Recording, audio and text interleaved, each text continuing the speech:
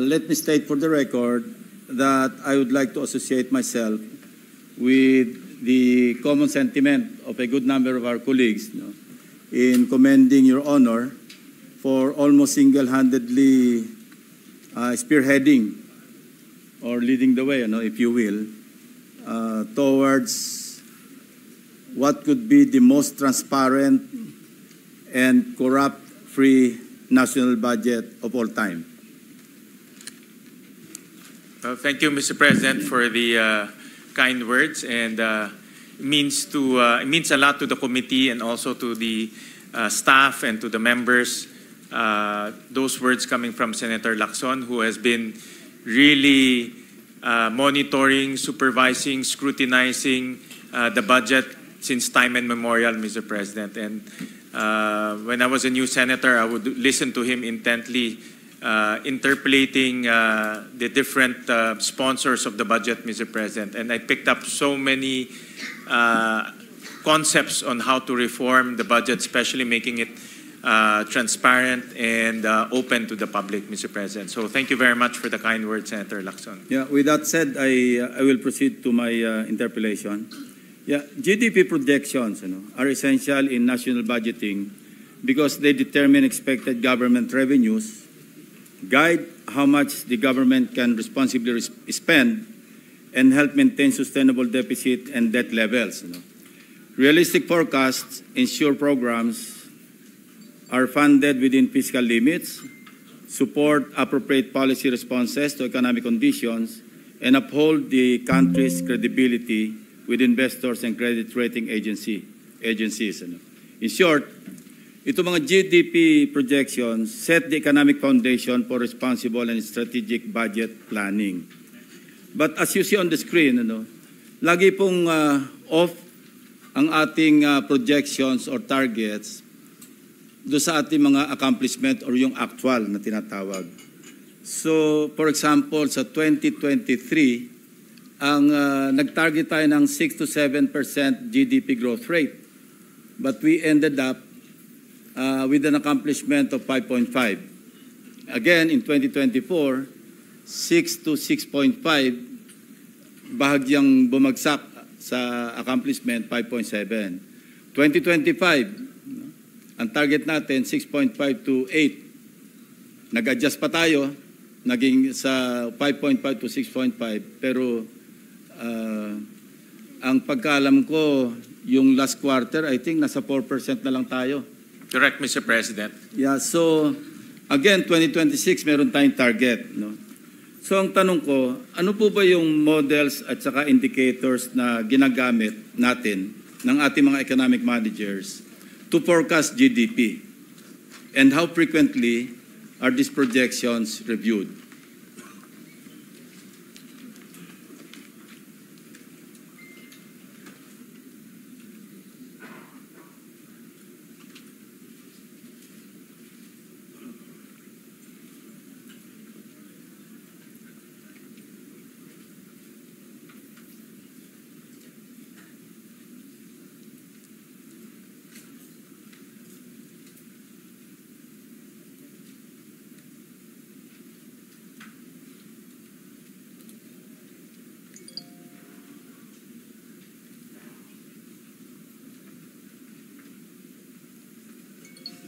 Well, Mr. President, to explain it simply, the economic managers look at the potential growth of the economy.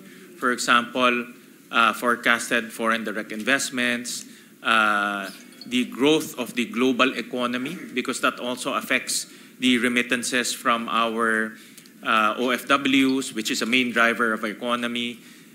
Exports, they also look at exports because it also drives our economy. So they look at the potential that can drive our economy forward. But at the same time, Mr. President, they look at also the headwinds. For example, the impending trade war or impending trade policies of the U.S., which affects global trade and also our exports. Of course, the different conflicts in various parts of the world, in Ukraine, in the Middle East. So those are factored in also in the modeling of our economic growth.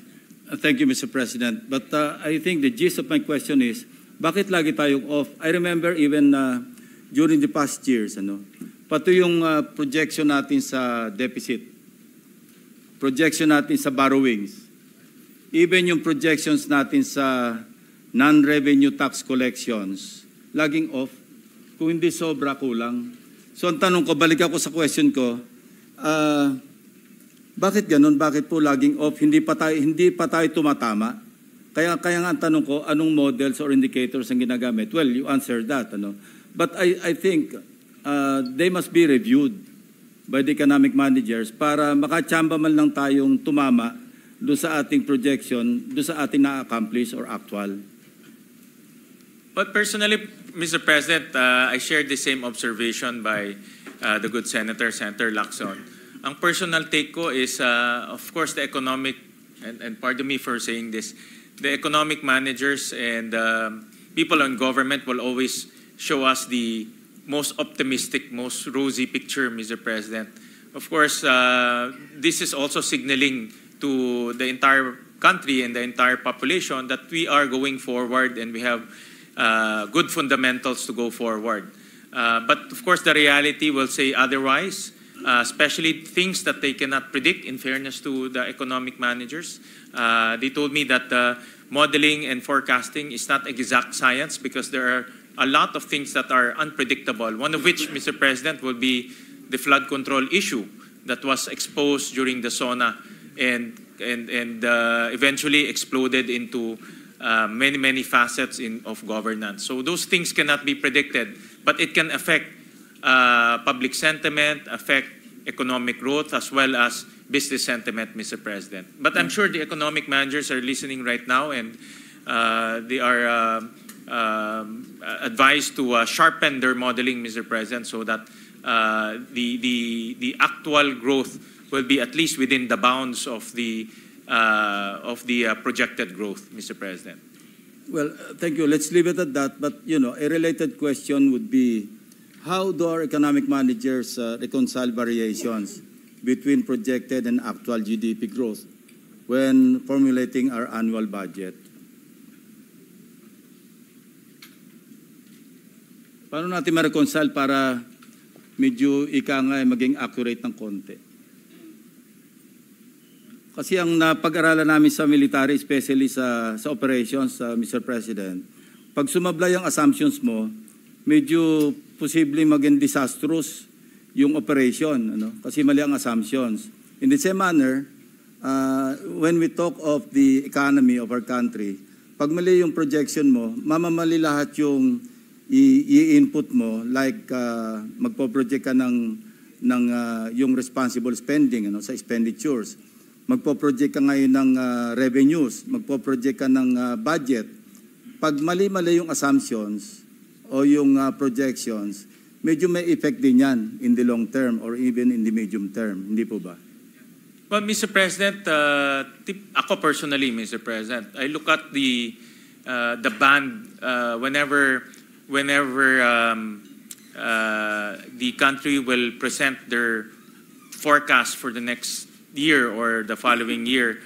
I look at the band. Pag malaki po yung band, katulad po sa 2025, ang target 6.5 to 8%, that's a almost 1.5% band. I think it's a signal that marami pong uncertainties na hindi ho mapipredict this coming year. No? For example, the conflict in the Middle East, if that spiraled, that will also affect the price of oil, and we all know we import almost 95% of our oil, and that will affect us as well. No? So I think the economists and the economic managers will try to factor in all the headwinds that can happen this coming new year and factor in the effect of those headwinds to our economy and drill it down one by one. What are the components that can affect each and every of our facets of our economy? For example nga ho, yung sa Middle East, kung meron pong conflict of Middle East, ang unang-unang tinitignan ho nila yung price of oil.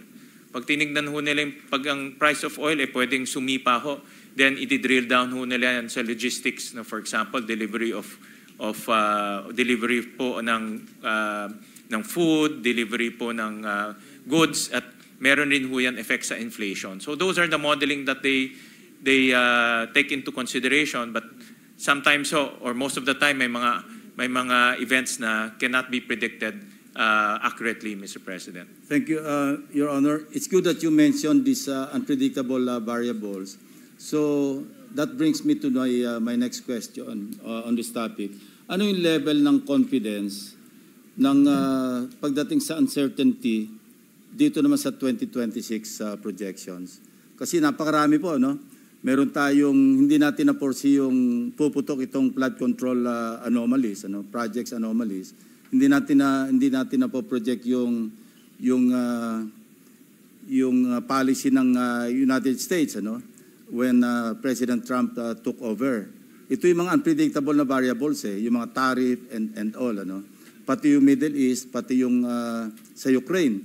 So these are variables that hindi naman natin mapipredict kung ano talaga magiging kahinatnan or magiging outcome.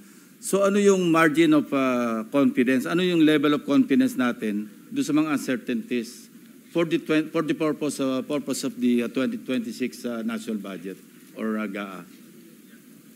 Well, Mr. President, Secretary Balisacan mentioned that it's really challenging to forecast 2026 in light of the flood control issue and also issues in the current investigations. So the DBCC will meet first week of December to talk about this again, to factor in all of these things that are happening. Admittedly, Mr. President, yung lawak nitong flood control issue, wala pong nakakita eh. Marami hong parang we were all caught off guard sa lawak at sa laki nitong flood control issue. And until now, ongoing pa rin po yung pangyayari. We're still discovering many things every day, Mr. President. So because of that uncertainty, the DBCC will once again meet this coming first week of December. They will talk about, of course, this flood control issues and other issues that is affecting the global economy, Mr. President. Yes, and there goes another problem, Mr. President. As of June 30 this year, ang ating unused appropriations, compared to, please show it on the screen, 828.4. This is billion, pesos, not million. Compared to total available appropriations of 7.154 trillion. So ito, June 30, hindi pa po pumuputok ang flood control project anomalies, And I assume dahil nag-slow down tayo sa infra spending, di ba? So hindi masyadong gagalaw itong unused appropriations natin. And we're talking of 828 billion pesos as of June 30. So saan tayo pupunta by year end? Anong projected unused appropriations natin pagdating ng December?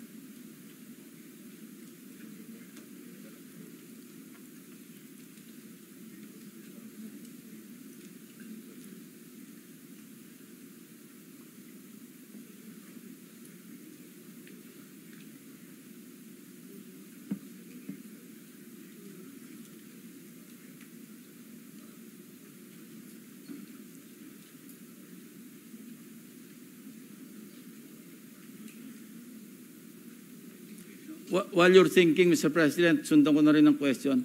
Ano ba yung percentage share sa ating economy ng government spending? How many percent?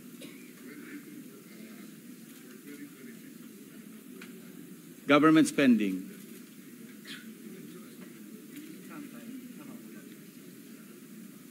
That's in the vicinity of 16-17%, Your Honor.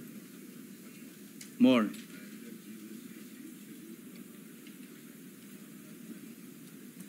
I'll just answer first the last please. question of Senator Lacson.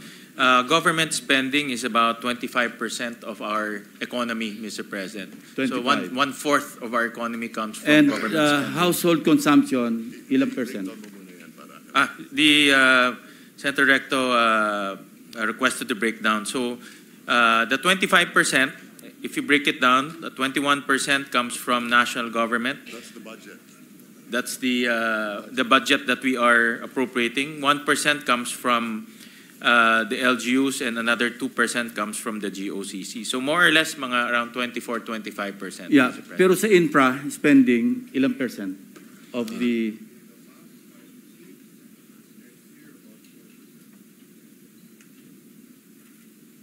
About 5 to 6%, Mr. President. Of the in the entire- past, in the past. But in the next year, Mr. President, we talked about this yesterday. It's about 4.7%, Mr. Of President.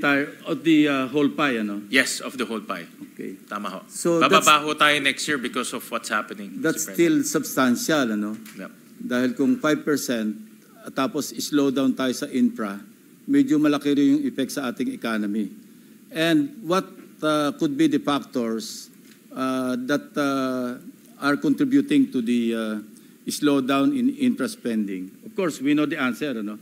Dahil nga nag-iingat yung government ngayon dahil doon sa mga anomalies na nararanasan natin this quarter in the recent weeks, ano? But Mr. President, let me deviate a little, ano? Related din ito sa ating unused appropriations, no?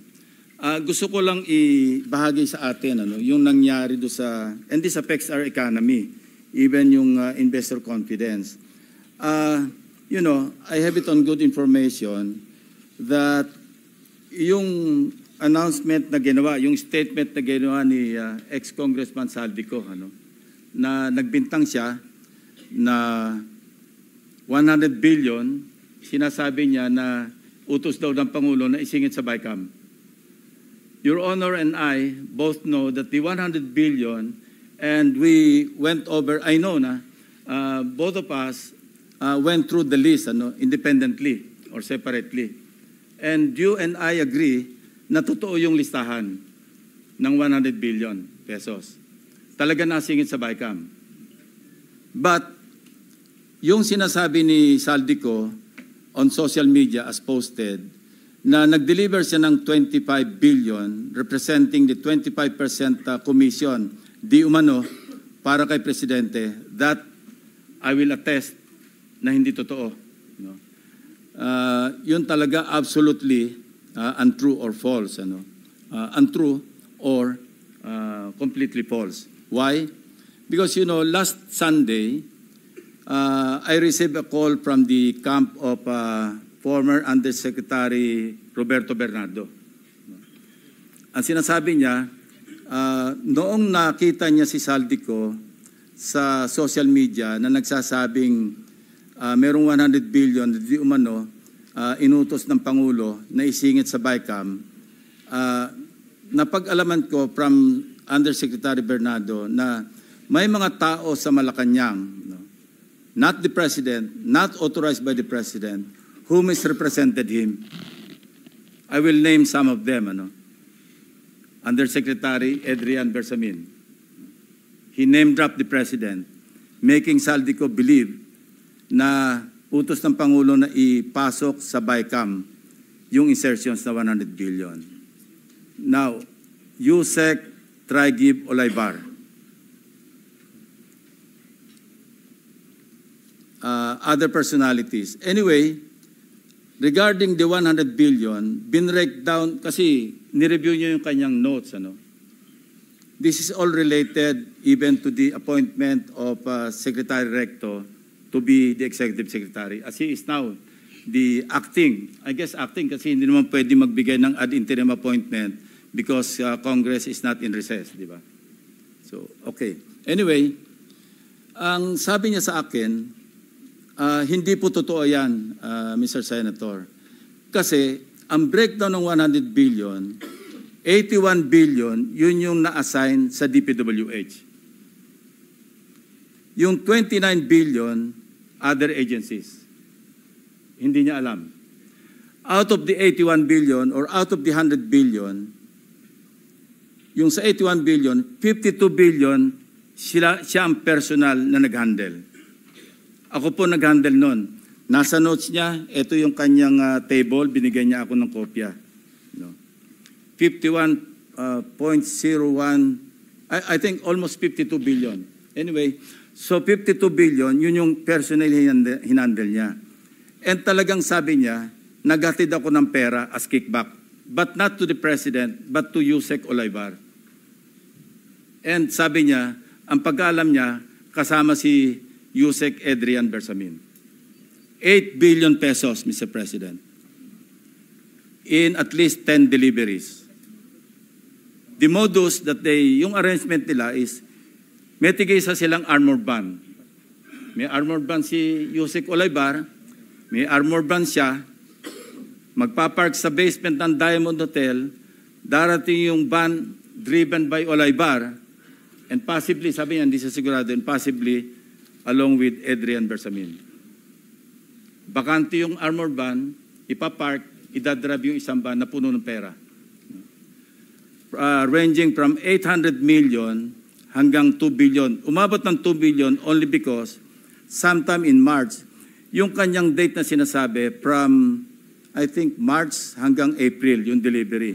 Very good nga raw siya, sabi ni Yusek Olaybar, kasi nakakapag-deliver.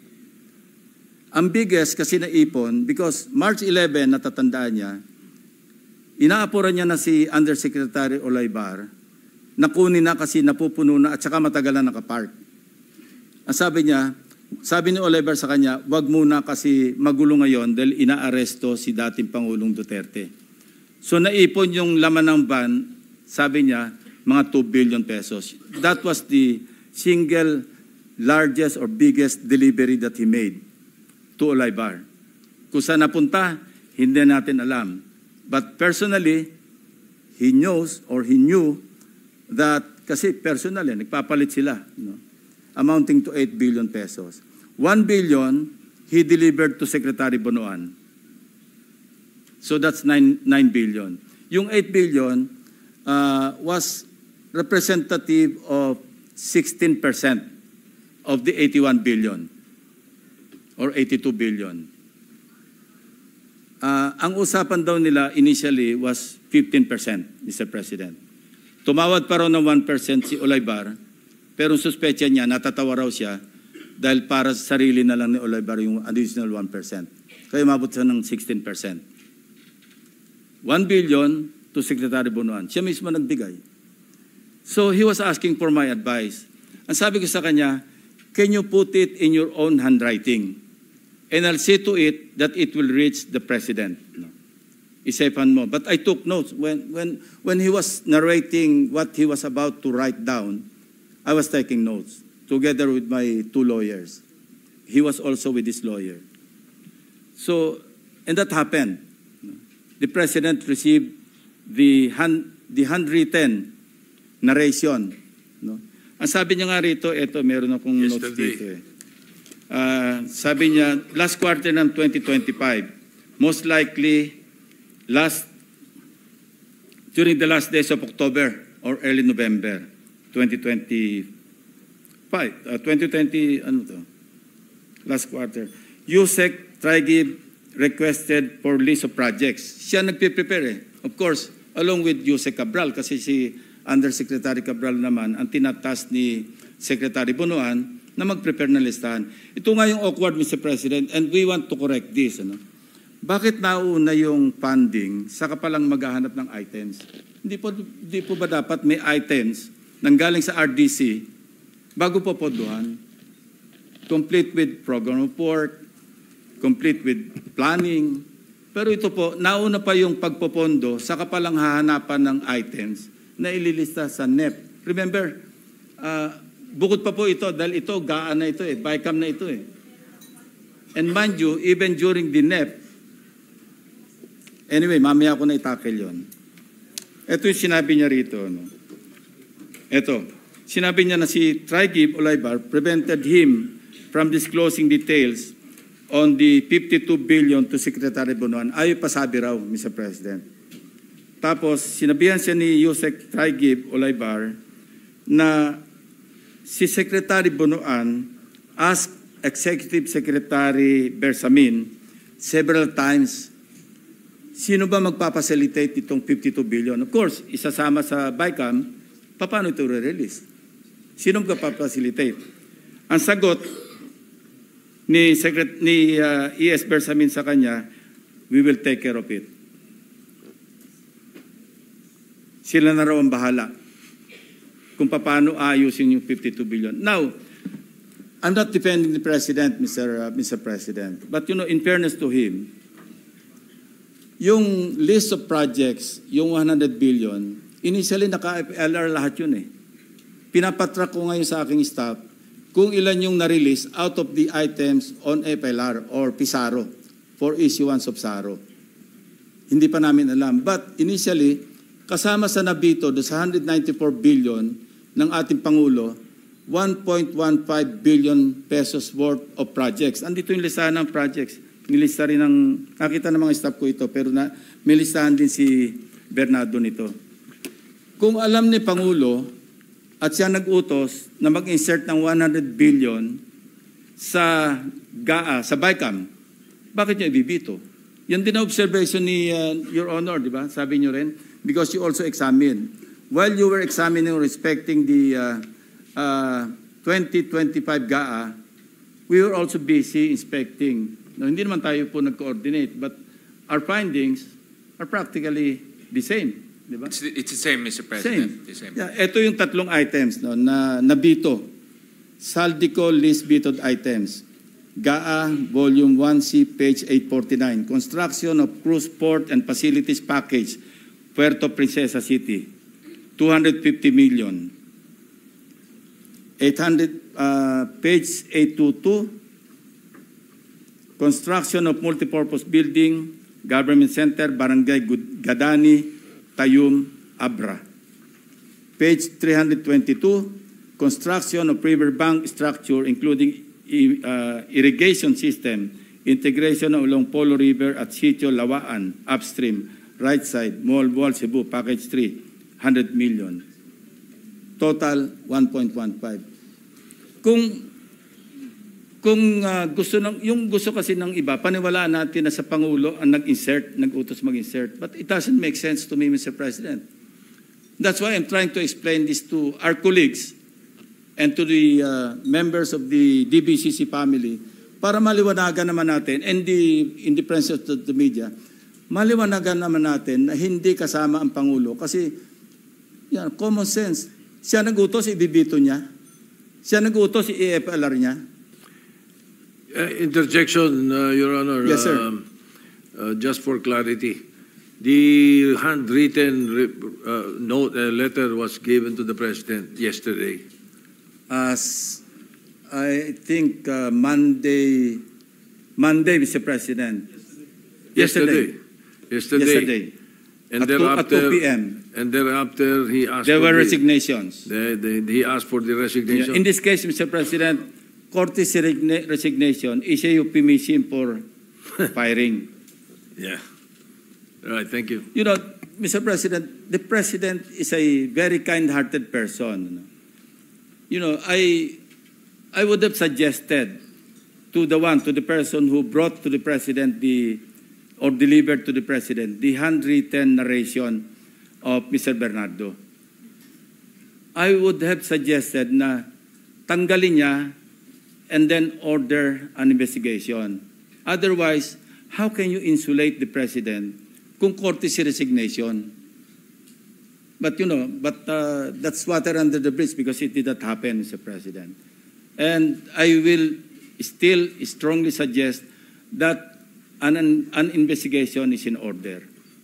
Because, you cannot, just fool around and misrepresent the President of the Republic of the Philippines. No matter how kind-hearted he is, let's not take advantage. Yun po yung nakakasama ng loob. Ito pa yung aking notes, di ba? Sinabi niya, narinig niya si Saldico. Ito, I heard Saldico's statement that he delivered 25 billion to President Marcos and Speaker Romualdez, representing the commitment for the 100 billion. This could not be true because I handled the 52 billion pesos and I caused the delivery of the commitment for the 52 billion to Yusek Traigib Olaybar. Personally, Mr. President. So let this be a lesson to everyone, no? To all of us. You know, sometimes kala mo lulusot ka,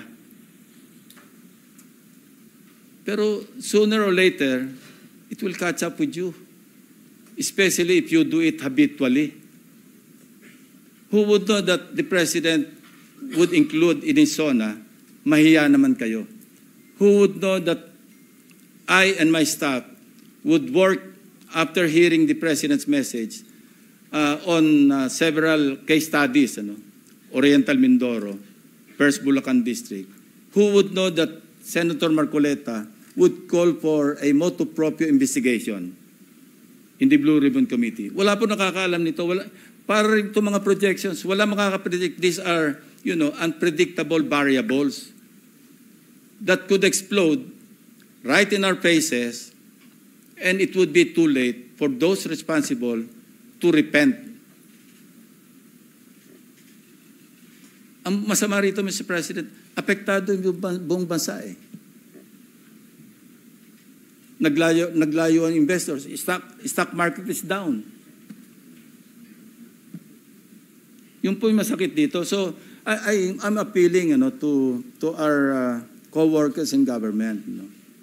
I think we've reached the point na dapat isipin natin, enough is enough.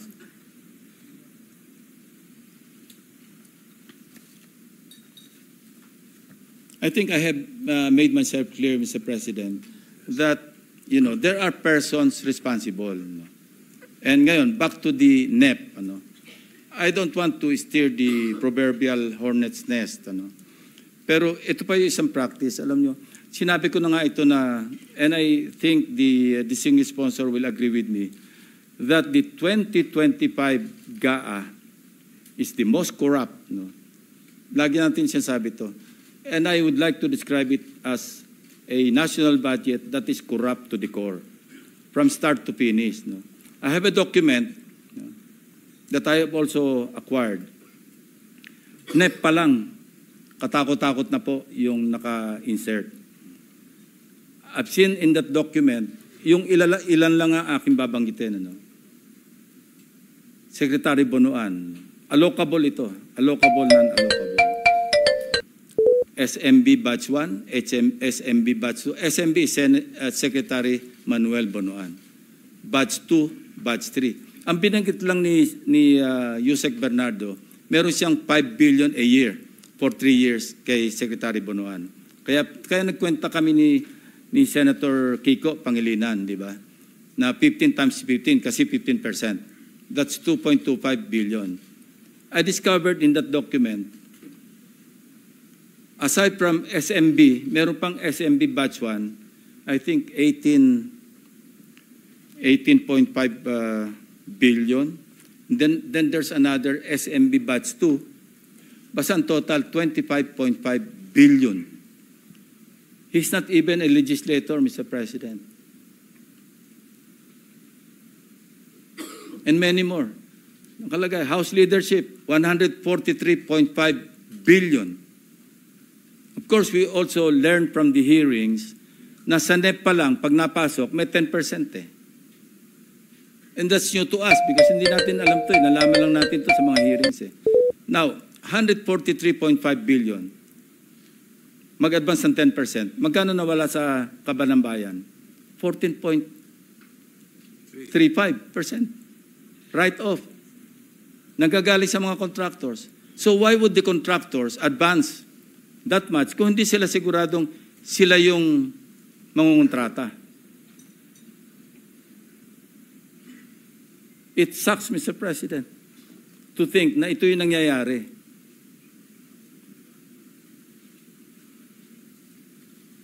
Mr. President.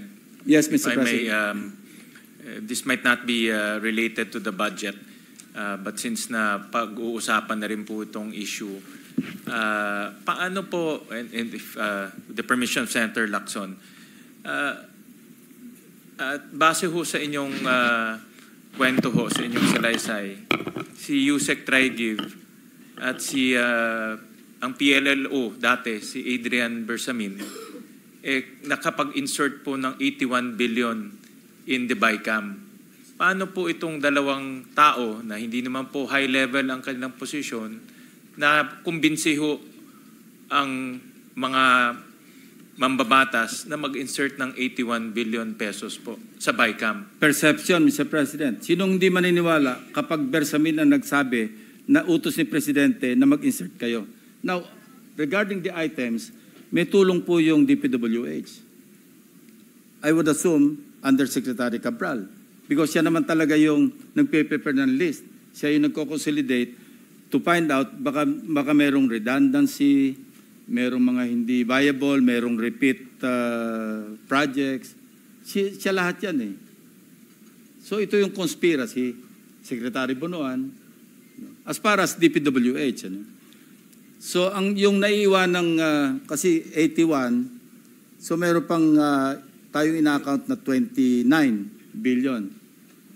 Iba't ibang agencies na raw yun. Probably other departments, 19. other agencies. Kung 81. Kahit na ho, 19, kung 81, 19. Yeah, 19 billion. Sorry. sa pagkaalam ko ho sa mga ganitong proseso, marami mo hong nagbabantay. Andyan po yung House, andyan yung Senate, andyan yung DBM. At 81 billion at BICAM ho, napakalaking... 100 billion, Mr. President. 100 billion. 81, sa DPWH lang correct. yun. Yung 100 billion at BICAM, napakalaking movement po ang mangyayari. Bakit ho hindi na i-report ho to? Mr. President, that's why I laud your effort na maging transparent hanggang BICAM. Nang gagawin natin ngayon, wala nang alien items na papasok outside of the House version and the Senate version. And that's a very good way forward, moving forward, na talagang hindi lang magiging simple, transparent, hindi na po pwede yung 2 tao na lamang, 3 tao, 4 na tao nag-uusap sa BICAM. Now, you ask me, how could it have happened? Eh, nag-uusap, ilan lang eh. Bakit hindi pwede mangyari? Siningit yung 100. Pinaratify. Alam naman po natin, pag nag-ratify tayo, or even the members of the BICAM, sa Senate lang. Sa kapal noong ating pinipirmahan, page by page or every page, magiging kontrabida kapag inuwi mo pa yung pinapapirmahan sa atin. Mahihiya ka kasi ikaw ang hinihintay. Without reading, we would sign. But times are different now, Mr. President, and we fully trust you because of, you know, what you have done so far. Lahat kami naniniwala na pag pinapirmahan mo sa amin yung BICAM report, assuming na member ako ng Bicameral Conference Committee ng Senate panel, and even the BICAM report for ratification, ako with you there, I will sign it without reading.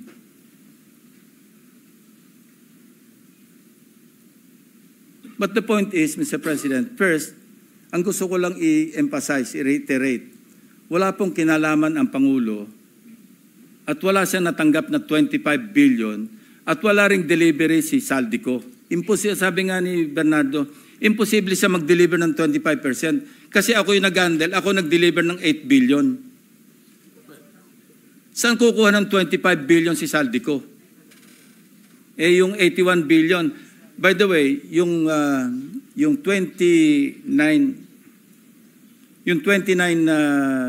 billion na kasi 81 eh, minus 52, hindi ba? Yun daw, ang nag-asikaso rin noon, si Tragib Olaybar, along with Secretary Bonoan and the others, rumekta na sa mga kontraktor, rumekta na sa mga RD, rumekta na sa mga DE. Hindi na niya napakailaman. Ang nahandle niya lang daw, 52 billion pesos worth of projects ng DPWH. Kasi the rest, 19 other agencies. Out of the 81, yung remainder, Ulay Baragen, along with Bunuan, hindi dumaan sa kanya. That's how the syndicate worked, Mr. President. Mr. President, kino-confirm ko, hindi ho kami nag-usap ni Senator Lacson. But review ko ho yung mga projects at ganun rin po nakita namin na about 1.1 billion 150 Yeah. ang na veto po ng Pangulo. So yun rin po yung aking nasa isipan, kung ito po ay manggagaling sa kanya, bakit naman niya i-veto to? At nakita rin ho namin yung mga, may tinignan din ho yung mga list of contractors ho doon. Kasi in-identify ho yung mga contractors. Marami ho sa contractors ay kasali rin po doon sa mga maanumalyang flood control. Nakita ho namin na nandiyan po sila Alpha and Omega General Contractor, ito po yung Diskaya. Si Wawaw Builders, nandiyan rin po. Si Legacy Construction na pinatawag natin dito, QM Builders. So ang ibig sabihin nitong mga contractors na nakita natin sa flood control, present rin dito sa 81 billion worth of projects. So, well, thank you, Senator Lacson, for your very eagle-eyed analysis on this matter. At yan rin po yung aming pag-iingatan moving forward, lalo na pagdating sa BICAM. At mentioned this many times na hindi na ho tayo papayag doon sa mga alien na projects, meaning projects na wala po sa original proposal at bigyan nilang papasok sa BICAM. I mentioned this many times dahil unang-una hindi ho na pag-usapan yan at pangalawa, masisira po yung buong budget process. And then live stream. The BICAM, whether big or small, will be live stream. There will be no more small BICAM. It will be live stream, no, this budget.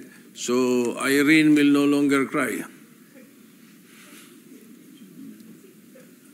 And I hope this, you know, Alam ko. And I hope, Mr. President, what Senator Gatchalian has started can be sustained sana. Not only in the 2026 budget, sana all the way na. Kasi this is a painful lesson para sa atin lahat, Mr. President. You know, it pains me to see familiar names, some of them. The Executive Secretary is a good friend of mine, Mr. President. It pains me to mention his name.